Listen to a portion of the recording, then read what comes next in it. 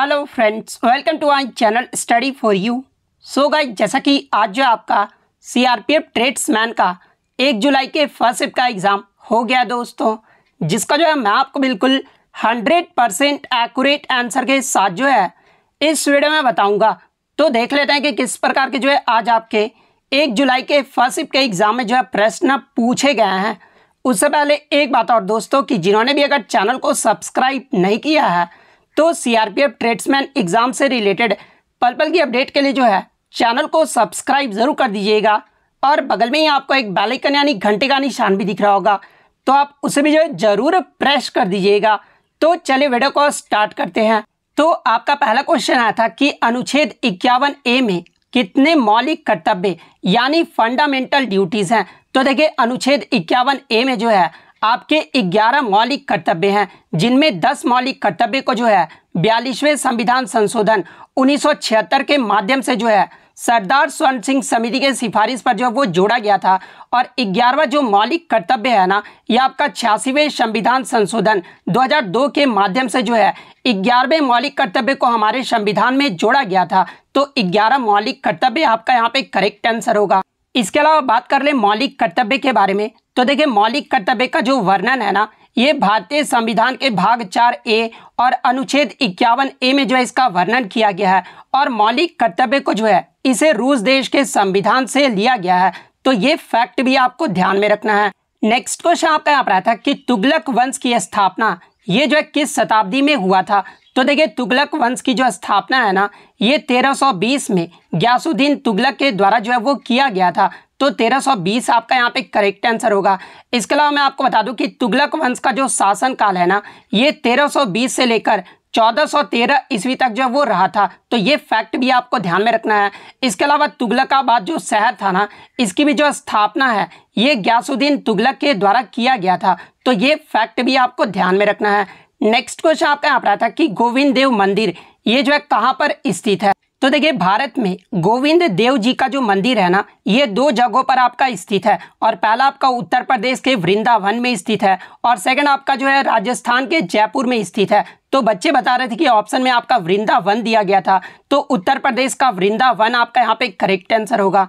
Next question आपका यहाँ पर आता कि भारत में ताउते जो चक्रवात तूफान आया था ना, ये कब आया था। तो देखिए, भारत में ये जो आपका ताउते जो चक्रवाती तूफान है ना, ये आपका मई 2021 में आया था। तो मई 2021 आपका यहाँ पे करेक्ट आंसर होगा। इसके अलावा मैं आपको बता दूं कि ये जो आपका ताउते जो चक्रवाती तूफान है ना, ये एक आपका उष्ण कटिबंधीय चक्रवात यानी ट्रॉपिकल साइक्लोन है, जिसका नाम जो ये किसके द्वारा दिया गया था। तो देखिए, ताउते का जो नाम है ना, ये आपका म्यांमार देश के द्वारा जो इसे रखा गया था। तो ये फैक्ट भी आपको ध्यान में रखना है। नेक्स्ट क्वेश्चन आपका यहाँ पर आता कि भारतीय संविधान में कानून की जो अवधारणा है ना, यानी रूल ऑफ लॉ का जो कंसेप्ट है, ये किस देश के संविधान से लिया गया है।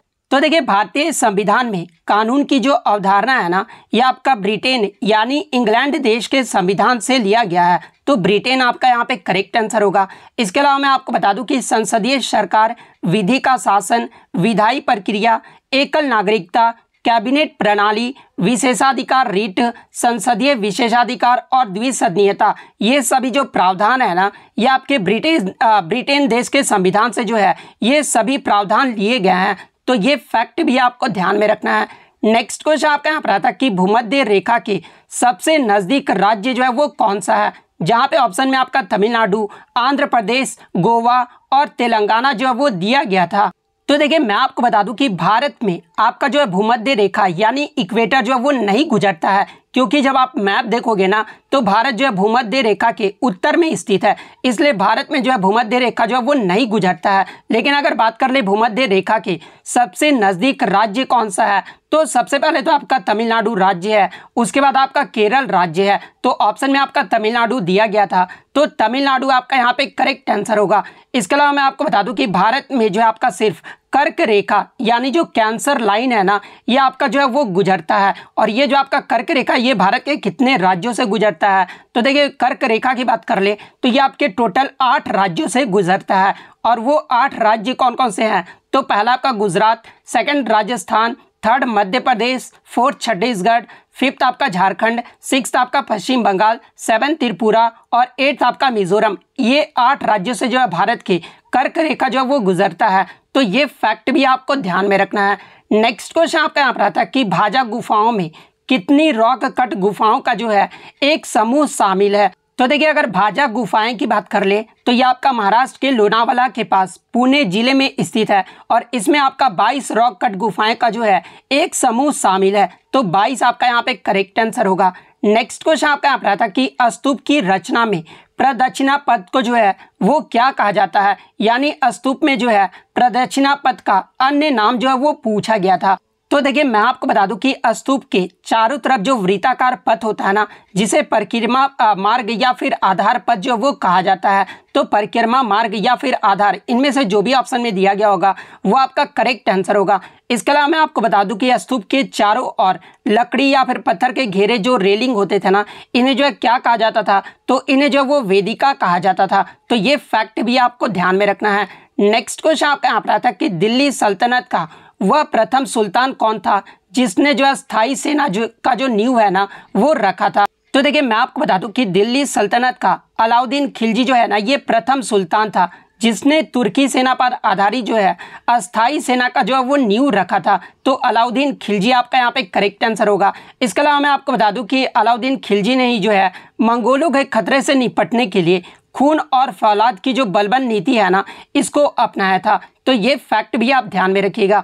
नेक्स्ट क्वेश्चन आपका यहाँ पर आता है कि इनमें से कौन सा स्वयं को दूसरा सिकंदर यानी सिकंदर ए शानी जो है ये कहने वाला सुल्तान था। तो देखिए, मैं आपको बता दूं कि अलाउद्दीन खिलजी स्वयं को दूसरा सिकंदर यानी सिकंदर ए शानी जो है वो कहता था।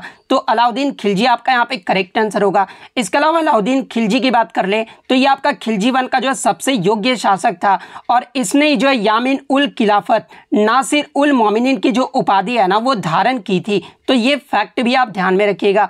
नेक्स्ट क्वेश्चन आपका यहाँ पर आता है कि निम्नलिखित में से कौन सा बजट के जो है राजस्व व्यय यानी खर्च यानी रेवेन्यू एक्सपेंडिचर का जो है वो हिस्सा है। तो देखिए, अगर राजस्व व्यय की बात कर ले तो देखिए, राजस्व व्यय सरकारी व्यय का वह हिस्सा होता है जिसके परिणाम स्वरूप संपत्ति का जो वो निर्माण नहीं होता है। और राजस्व व्यय की श्रेणी में जो है आपके वेतन, मजदूरी, पेंशन, सब्सिडी और ब्याज का भुगतान, ये सभी जो आपके राजस्व व्यय के अंतर्गत आ जाते हैं। तो इनमें से आपका जो भी दिया गया होगा वह आपका करेक्ट आंसर होगा। नेक्स्ट क्वेश्चन आपका यहाँ पर आया था 2021 में सीमांत अस्थायी सुविधा यानी मार्जिनल स्टैंडिंग फैसिलिटी का जो दर है ना वो क्या रहा था। तो देखिए, 2021 में आरबीआई की मौद्रिक नीति 2021 के तहत जो है सीमांत अस्थायी सुविधा ये जो आपका 4.25% रहा था। तो 4.25% आपका करेक्ट आंसर होगा। नेक्स्ट क्वेश्चन आपका यहाँ पर था कि कोशिका की आत्महत्या की थैली यानी सुसाइडल बैग जो है ये किसे कहा जाता है। तो देखिए, कोशिका की आत्महत्या की जो थैली है ना ये लाइसोसोम को कहा जाता है। तो लाइसोसोम आपका यहाँ पे करेक्ट आंसर होगा। इसके अलावा कोशिका का पावर हाउस ये जो है किसे कहा जाता है। तो देखिए, कोशिका का जो पावर हाउस है ना ये माइटोकॉन्ड्रिया को कहा जाता है। इसके अलावा प्रोटीन की फैक्ट्री ये जो है किसे कहा जाता है। तो देखिए, राइबोसोम को जो है ये कोशिका का प्रोटीन फैक्ट्री कहा जाता है।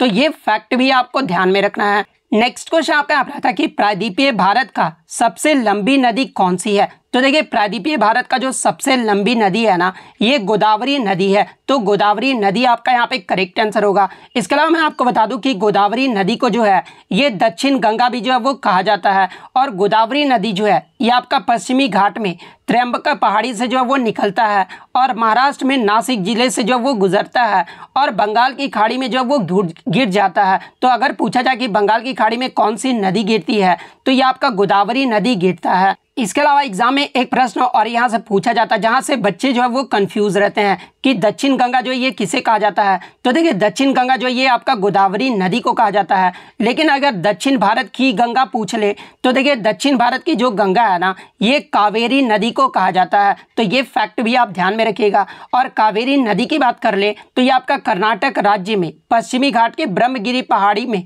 तल कावेरी से जो ये आपका निकलता है। तो इसका उद्गम स्थल भी आपको जो है वो ध्यान में रखना है। नेक्स्ट क्वेश्चन आपका यहाँ पर आता है कि मोहम्मद बिन तुगलक ने अपनी जो राजधानी है ना दिल्ली से ये जो है कहाँ पर स्थानांतरित यानी कहाँ पर जो है ये बदल दिया था। तो देखिए मोहम्मद बिन तुगलक की बात कर ले तो ये आपका 1327 में अपनी राजधानी दिल्ली से जो है ये आपका दौलताबाद जो कि आपका वर्तमान महाराष्ट्र में है इसे जो है ये बदल दिया था। तो दौलताबाद आपका यहाँ पे करेक्ट आंसर होगा। इसके अलावा मोहम्मद बिन तुगलक की बात कर ले तो ये आपका जो है तुगलक वंश के संस्थापक गयासुद्दीन तुगलक का जो है ये सबसे बड़ा पुत्र था और मोहम्मद बिन तुगलक का जो कार्यकाल है ये 1325 से लेकर जो है ये 1351 ईस्वी तक रहा था। इसके अलावा ये जो आपका मोरक्को का जो इब्न बतूता जो था ना जो कि आपका मोरक्को का यात्री था और ये आपका मोहम्मद बिन तुगलक के शासनकाल के दौरान ही जो है ये भारत आया था। तो ये फैक्ट भी आपको ध्यान में रखना है। नेक्स्ट क्वेश्चन आपका यहाँ पर था कि दिसंबर 2021 में राष्ट्रीय ब्लॉकचेन परियोजना के तहत जो है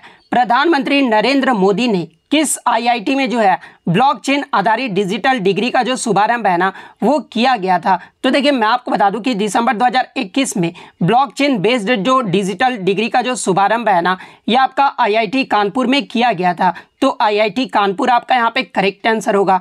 नेक्स्ट क्वेश्चन आपका यहाँ पर था कि सिंधु घाटी सभ्यता में विशाल जो अनागर है ना ये कहाँ से प्राप्त हुआ था। तो देखिए सिंधु घाटी सभ्यता में ये जो आपके विशाल अनागर थे ना ये आपके मोहनजोदड़ो से जब वो प्राप्त हुए थे। तो मोहनजोदड़ो आपका यहाँ पे करेक्ट आंसर होगा।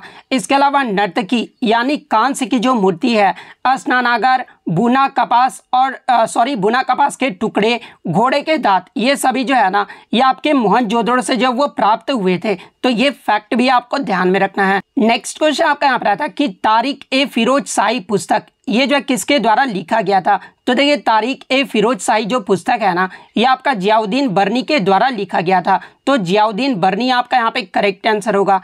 नेक्स्ट क्वेश्चन आपका यहाँ पर आता है कि एकमात्र तैरता हुआ राष्ट्रीय उद्यान जो कि आपका केबुल लामजेर राष्ट्रीय उद्यान है ये जो है किस झील पर स्थित है। तो देखिए मैं आपको बता दूं कि एकमात्र तैरता हुआ जो राष्ट्रीय उद्यान है ना यह आपका केबुल लामजाओ राष्ट्रीय उद्यान है जो कि आपका मणिपुर में है और यह आपका लोकटक झील पर स्थित है। तो लोकटक झील आपका यहाँ पे करेक्ट आंसर होगा। इसके अलावा मैं आपको बता दूं कि लोकटक जो फ्लोटिंग एलिमेंट्री जो स्कूल है ना ये भी आपका लोकटक झील मणिपुर में है। विश्व का एकमात्र तैरता हुआ डाकघर अगर पूछा जाए तो देखिए विश्व का जो एकमात्र तैरता हुआ जो डाकघर है ना ये आपका श्रीनगर में डल झील पर स्थित है। तो ये फैक्ट भी आपको ध्यान में रखना है। नेक्स्ट क्वेश्चन आपका यहाँ पर आता है कि वित्तीय समावेशन में ये जो है कौन सी योजना जो वो शामिल की गई है। तो देखिए ये जो आपका प्रधानमंत्री जनधन योजना है ना ये विश्व का सबसे बड़ा वित्तीय समावेशन योजना है और इसे जो है कब लॉन्च किया गया था। तो इसे जो 28 अगस्त 2014 को जो है वो लॉन्च किया गया था। तो प्रधानमंत्री जनधन योजना आपका यहाँ पे करेक्ट आंसर होगा। और ये विश्व का सबसे बड़ा वित्तीय समावेशन योजना क्यों है क्योंकि इसमें 5 माह में लगभग जो है 11.5 करोड़ अकाउंट जब वो खोले गए थे। इसके अलावा प्रधानमंत्री जनधन योजना के नारा की बात कर ले तो देखिए इस योजना का जो नारा था ना वो मेरा खाता भाग्य विधाता था और ये जो है किस मंत्रालय के अंतर्गत आता है। तो ये आपका वित्त मंत्रालय यानी मिनिस्ट्री ऑफ फाइनेंस के अंतर्गत आता है। तो ये फैक्ट भी आपको ध्यान में रखना है। नेक्स्ट क्वेश्चन आपका एक युविका प्रोग्राम यानी युविका कार्यक्रम से संबंधित प्रश्न पूछा गया था। तो देखिए अगर युविका का फुल फॉर्म की बात कर ले तो ये आपका युवा कल्याण कार्यक्रम इसका जो फुल फॉर्म होता है। और इसके अगर आधिकारिक घोषणा की बात कर ले तो देखिए युविका कार्यक्रम का जो आधिकारिक घोषणा है ना ये 18 जनवरी 2019 को किया गया था और इसका जो उद्घाटन है ये आपका 17 मई 2019 को जब वो किया गया था। तो उद्घाटन अगर पूछा गया था तो 17 मई 2019 आपका यहाँ पे करेक्ट आंसर होगा। अगर फुल फॉर्म पूछा गया था तो युवा जो है वैज्ञानिक कार्यक्रम आपका यहाँ पे करेक्ट आंसर होगा। तो इसके अलावा अगर हिंदी क्वेश्चन की बात कर ले तो हिंदी में जो आपका पुष्प का पर्यायवाची शब्द पूछा गया था। तो देखिए पुष्प यानी फूल का जो पर्यायवाची शब्द होता है ना वो आपका सुमुन, कुसुम, मंजरी, प्रसून ये सब जो होते हैं आपके फूल के जो है पर्यायवाची शब्द होते हैं। तो इनमें से जो भी ऑप्शन में दिया गया होगा वो आपका करेक्ट आंसर होगा। इसके अलावा घृणा का जो है विलोम शब्द पूछा गया था। तो देखिए घृणा का जो विलोम शब्द होगा ना वो प्रेम होगा। तो प्रेम आपका यहाँ पे करेक्ट आंसर होगा। इसके अलावा जो है दिनकर का जो है आपका पर्यायवाची शब्द पूछा गया था। तो देखिए दिनकर का जो पर्यायवाची शब्द होता है ना वो आपका सूरज, सूर्य, भानु, भास्कर, दिवाकर, रवि, इसके अलावा दिनेश ये सब जो होते हैं आपके दिनकर के जो है पर्यायवाची शब्द होते हैं। तो इनमें से जो भी ऑप्शन में दिया गया होगा वो आपका करेक्ट आंसर होगा। तो इतने क्वेश्चन जो है आज मुझे बच्चों के द्वारा मिले हैं जो कि 100% रियल और ऑथेंटिक है। तो अगर वीडियो अच्छी लगी हो तो वीडियो को जो है लाइक ज़रूर कर दीजिएगा और इसी तरह किसी भी एग्जाम का रियल एनालिसिस पाने के लिए जो है चैनल को सब्सक्राइब ज़रूर कर दीजिएगा। तो मिलते हैं नेक्स्ट वीडियो में, तब तक thank you, all the best.